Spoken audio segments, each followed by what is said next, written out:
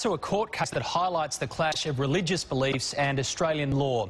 A Muslim woman has been sentenced to jail for making a false complaint of racism against a police officer.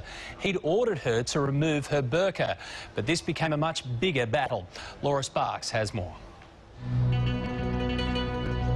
When Australian Muslim Carnita Matthews was pulled over by the police, she cried racism. Do you regret making that complaint at all? When the law found she lied, she cried mistaken identity.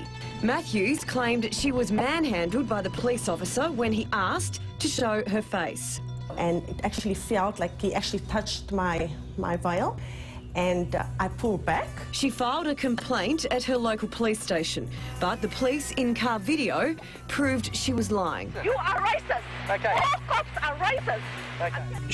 She played this. She tried to destroy the policeman with the ugliest of smears. That's when she turned to her headdress as a get-out clause, doubling her burqa for a balaclava. Her lawyers claiming her head-to-toe burqa meant police could not be sure she had made the complaint. But her signature on the false claim revealed the lie. She has played the religious card and it's backfired. 2GB radio broadcaster Jason Morrison says no other members of the community would get away with refusing to show their face to the police. She was using her culture as an excuse to try to be above the law. And I think in doing this, she has humiliated herself.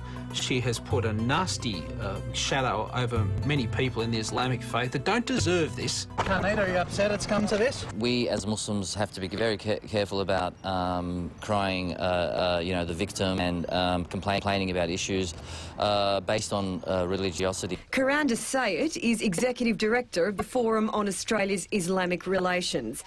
We would expect maybe the police officer to call upon a female police officer who is available. But if that was the case, playing devil's advocate, wouldn't she be then getting special treatment? I don't believe it's special treatment. There's been more cases of women wearing burqa now, and so I think we now, as from a police perspective, need to look at training and looking at religious sensitivities. You're worried that this case puts the Muslim faith in a bad light? It does put Islam in a bad situation. It does make it look like Muslims are trying to use religion to get out of a situation. In fact, it was the Campbelltown mother of 7 who today the magistrate labelled as racist. For her barefaced attempt at manipulating justice, she was jailed for 6 months. The judge has ruled she needs to show her face to a jury. It's the second time burqa-wearing Muslim women have lost out to the law of the land.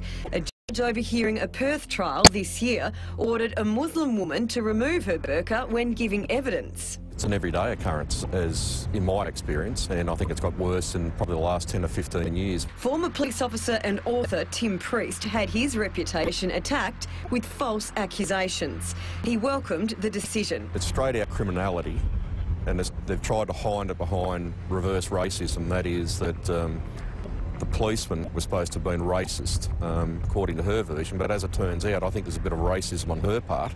When it comes to the burqa, there is a time and a place for it not to be worn. When a police officer says so, there's one. That's fundamentally it. Laura Sparks with that report. Still